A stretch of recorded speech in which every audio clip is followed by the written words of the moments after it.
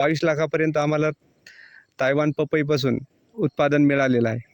त्या व्यतिरिक्त या दुसऱ्या वर्षामध्ये हळदीचं पण उत्पादन घेतलं आहे.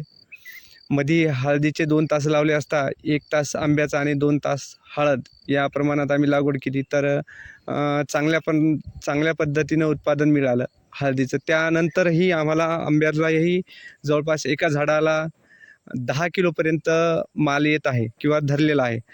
अ, येणाऱ्या काळामध्ये जवळपास 10 किलोच्या ॲव्हरेजनं आम्ही स्वतः माल विक्रीची व्यवस्था केली आहे. तर झाडाला 10 किलो माल असता एका झाडापासून ₹100 किलोनी जवळपास ₹1000 होतात. या पद्धतीने याच्यामध्ये 1,500 झाडं यावर्षी चालू झालेले आहे.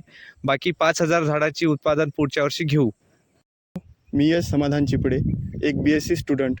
आपण सरांशी बोलणार आहे. सर, आपली पूर्ण माहिती सांगा. माझं नाव अमोल विठ्ठल भुसारे, राहणार मंगरुळपीर. मी इथे 13 एकराची बाग केलेली आहे. त्यामध्ये 5 एकराची बाग आधी आहे, म्हणजे जवळपास 30 महिन्याची बाग आहे, जी 5 एकरामध्ये चालू झालेली आहे. आणि त्याचा बहार बघू शकता. याच्यामध्ये आंतरपीक पण घेतलेले आहे, जसं पपईसारखे काही पिकं, 1 तास पपई आणि 1 तास आंब्याची लागवड केली आहे आधी. तर जवळपास 6 एकरामध्ये 22 लाखापर्यंत आम्हाला तायवान पपईपासून उत्पादन मिळालेलं आहे. त्या व्यतिरिक्त या दुसऱ्या वर्षामध्ये हळदीचं पण उत्पादन घेतलं आहे. मधी हळदीचे 2 तास लावले असता 1 तास आंब्याचा आणि 2 तास हळद या प्रमाणात आम्ही लागवड केली. तर चांगल्या पद्धतीनं उत्पादन मिळालं हळदीचं. त्यानंतरही आम्हाला आंब्यालाही जवळपास एका झाडाला 10 किलोपर्यंत माल येत आहे किंवा धरलेला आहे. येणाऱ्या काळामध्ये जवळपास 10 किलोच्या ॲव्हरेजनं आम्ही स्वतः माल विक्रीची व्यवस्था केली आहे. तर झाडाला 10 किलो माल असता एका झाडापासून ₹100 किलोनी जवळपास ₹1000 होतात. या पद्धतीने याच्यामध्ये 1,500 झाडं यावर्षी चालू झालेले आहे. बाकी 5,000 झाडाची उत्पादन पुढच्या वर्षी घेऊ असं अपेक्षित आहे. सर, आपण इथं कोणकोणत्या व्हेरायटीजची लागवड केलेली आहे? मी इथे 27 प्रकारच्या व्हरायटी लावल्या आहेत. त्यापैकी सर्वात जास्त केशर, दशेरी, त्याच्यानंतर पोनासा, हापूस, हे काही वेगवेगळ्या व्हरायट्या लावल्या आहे की आपल्या वातावरणात येतात का, आणि येतात तर त्याची टेस्ट कशी राहील, या बेसिसवर ट्रायल बेसवर काही व्हरायट्या लावलेल्या आहेत. त्यापैकी मेन उत्पादनासाठी जरी लावलेले आहे ते केसरच आहे, आणि नंतर दशेरी ही व्हरायटी लावलेली. जर कोणत्या शेतकऱ्यांना व्हेरायटी लावायची असेल तर सगळ्यात चांगल्या आपल्या भागातील कोणत्या व्हेरायटी राहतील? जसं वाशिम जिल्हा. वाशिम जिल्ह्यापुरता किंवा विदर्भाचा विचार केला असता उत्पन्नाच्या दृष्टीनं आणि भाववारीच्या दृष्टीनं केसर ही व्हेरायटी बेस्ट वाटली. मला तरी बेस्ट वाटली, आणि बाकीची लागवड ही त्या तुलनेत केसरची जास्त आहे आपल्या विभागामध्ये. तर केसर लावायला हवी. सर, तर ॲव्हरेज रेट केसरचा किती चालतो आपल्या भागात?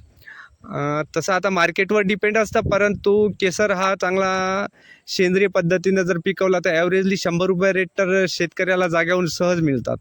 आणि विक्रीत म्हणजे शेतकरी टू ग्राहक अशा पद्धतीने जर विक्री केली तर त्यापेक्षाही जास्त मिळू शकतो. तर आपण जसं बघत आहे की इथे लागवड किती एकरामध्ये आणि किती झाडांची आहे आपली?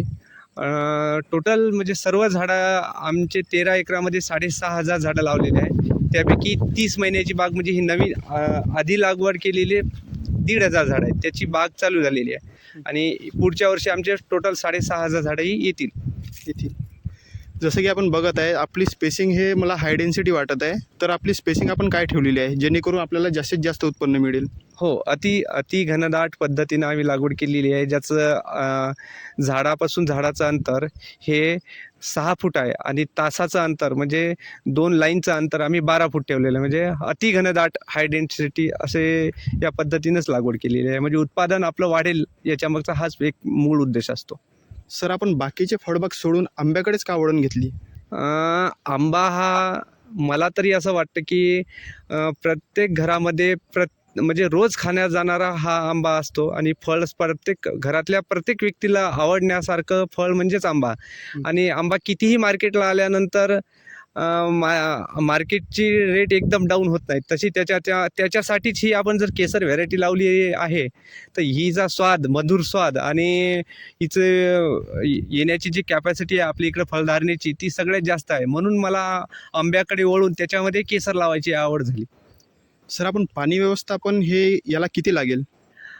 तसं ओलीनुसार म्हणजे मॉइश्चरनुसार पाण्याचं व्यवस्थापन असतं. तसे पहिल्या लागवडीनंतर 2 वर्षापर्यंत जास्त पाण्याची गरज असते. नंतर झाडं मोठे होतात, मुळाची खोलवर त्याची हे होते, त्यामुळं अन्नद्रव्य तयार करून पाणी घेण्याची क्षमता जास्त होते झाडाची आणि मुळं खाली जातात, त्यामुळं नंतर पाणी कमी लागतं. जानेवारी नंतरच पाणी द्यावं लागतं जनरली आंब्याला.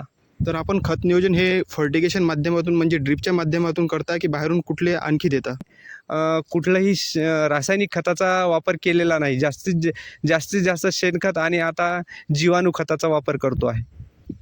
जसं की आपण बघत आहात इथं आंब्याचं खूप चांगलं उत्पन्न मिळालेलं आहे आणि ह्या पूर्ण सेंद्रिय पद्धतीने लागलेला आहे. तर आपला ॲव्हरेज झाड म्हणजे एका झाडाला आपण ॲव्हरेज फळ किती घेऊ शकतो आणि हे झाड आता सध्या किती महिन्याचं आहे? लागवडीपासून याला 30 महिने झालेले आहेत. म्हणजे पहिल्या 3ऱ्या वर्षी आपण उत्पादन याचं घेतो आहे. आणि एका झाडाला जवळपास 5 किलोपासून 15 किलोपर्यंत झाडाला फळ आहेत. तर त्यापैकी ॲव्हरेजली आम्ही 8 ते 10 किलो मिळेल असं अपेक्षित आहे. जर कोणत्या शेतकऱ्यांना याबद्दल आणखी माहिती घ्यायची असेल तर ते तुम्हाला कशा पद्धतीने संपर्क करू शकतात?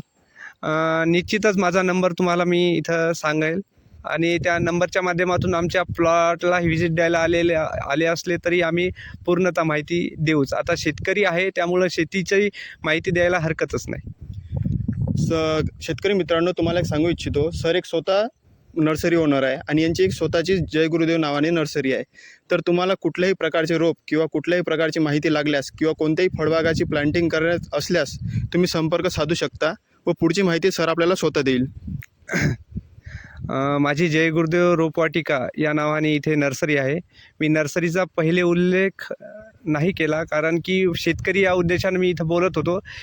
परंतु नर्सरी हाही तेवढाच महत्त्वाचा भाग आहे, कारण रोपं सिलेक्ट करत असताना किंवा रोपाची निवड करत असताना नर्सरी फार महत्त्वाचा विषय ठरतो. कारण शेतकऱ्यांना जर अपेक्षित उत्पादन मिळवण्यासाठी जे आपण शेतामध्ये रोपं लावत आहे ते रोपं गुणवत्तापूर्व आणि खात्रीशीर असायला हवेत आणि तेही कुठल्या नर्सरीतून घ्यायचे हे फार महत्त्वाचा प्रश्न असतो. तर नर्सरी जर चांगली असेल, चांगली म्हणल्यापेक्षा गुणवत्तेचे फळं मिळत असतील, फळझाडं मिळत असतील तर आपल्याला त्या नर्सरीतून घ्यायला पाहिजे. असंच माझं कुठल्याही नर्सरीधारकाला विरोध नाही, परंतु सध्या मार्केटमध्ये खूप फसवेगिरीचा प्रकार चालू आहे. तर चांगल्यात चांगली नर्सरी निवडावी किंवा चांगले नर्सरीतून रोपं निवडावे ही विनंती राहील शेतकऱ्यांना. शेतकरी मित्रांनो, आपल्याला सांगू इच्छितो की आपण जे झाड निवडणार त्यावरच आपलं उत्पन्न ठरणार. जितक्या चांगल्या गुणवत्तेचं आपण झाड घेणार तितकंच आपलं उत्पन्न चांगलं राहणार. जेणेकरून आपण चांगल्या नर्सरीतून आणि खास करून सरकार मान्य जेव्हा नर्सरी आपण घेतो तेच आपल्यासाठी चांगली राहील. आणि घेताना आपलं कुठल्याही प्रकारचे फळबाग घेताना किंवा फळाचे झाड घेताना आपण जे नर्सरीतून घेत आहे तिथं बिल घ्यावे, जेणेकरून आपल्याला पुढे चालून कुठल्याही प्रकारचे जेव्हा आपण शासन मान्यरत सबसिडी किंवा इतर कोणत्या गोष्टीसाठी आपल्याला जेव्हा बिलाची गरज पडते त्यासाठी आपल्याला ते फायदेशीर राहील. व पुढची माहिती सर देईल आपल्याला की कोणकुठल्या फायद्या आपण म्हणजे कुठल्या प्रकारचे आपल्याला सबसिडी मिळू शकतात फळबागासाठी. फळबाग लागवड करत असताना जसं भाऊसाहेब फुंडकर मध्ये मी या योजनेचा लाभ घेतलेला आहे. तसंच MRGS, नानाजी देशमुख असे बरेच फळबाग लागवड योजना आहेत. त्याचा वेगवेगळ्या पद्धतीनं आपण लाभ घेऊ शकतो. जी माहिती मिळाली त्याबद्दल